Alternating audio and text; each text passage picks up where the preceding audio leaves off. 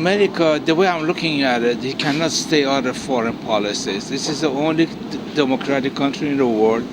He understands the difference between good and bad, and he has to stand up for a good, and he could speak up for it. No politics, anything like that. But the way I'm looking at it, if America did not get involved in World War II, the Jews wouldn't be around. I wouldn't be around from Middle East.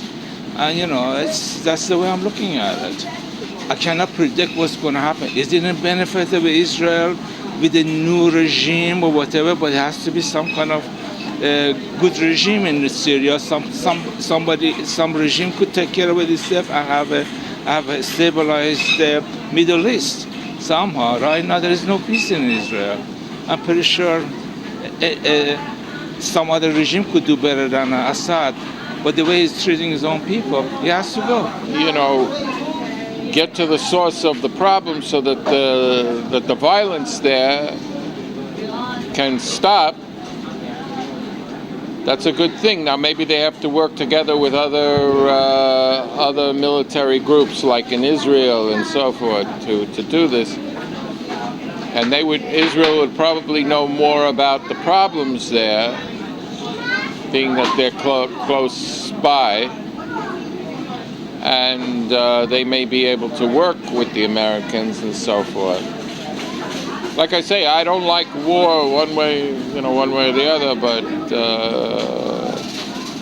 like I say, if the situation can't get resolved and it seems to be escalating, then I think something has to be done, and America has always run to the defense. What do you mean by finish? Do you mean taking him out? Do you mean intervening with troops and boots on the ground, as they say? I don't think that's going to work. We tried that in other countries, and we didn't do very well. From Mr. Obama's point of view, he's got this country to hold together. It isn't an easy decision, even for someone in a high office as he is.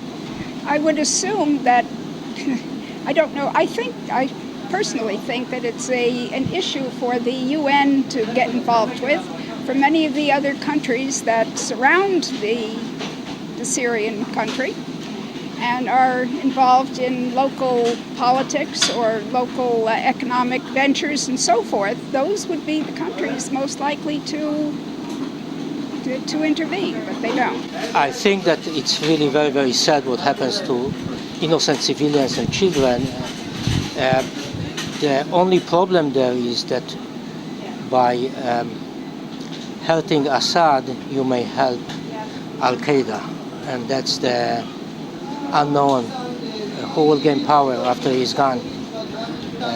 So I think that's the dilemma that the administration has, and also all the other countries. But sure, something should be done to stop the bloodshed of the civilians. There is a lot that we don't know, being civilians, as far as the fighting factions there. And really you have, on Assad's side, you have Hezbollah and many others, and on the other side, on the rebel side, you have probably good people who want freedom for the country, but you also have factions of Al-Qaeda fighting against Assad. And the question is, how much do you want to help those people? You want to know whether I think that we should enter Syria militarily? No, I do not believe we should. I think that because I think, first of all, it's a totally different culture, number one. Number two, yes, I know morally we think they've done something terrible, but we don't have precise facts that they have committed that. So I think we should kind of stay out of it, at least this point in time. I live in Israel 6 months out of the year, or at least, and I think America should get involved. I think with all those civilians being killed, and I think something should be done. I know Israel is helping it quite a bit with the wounded coming over the border, which is not being publicized. And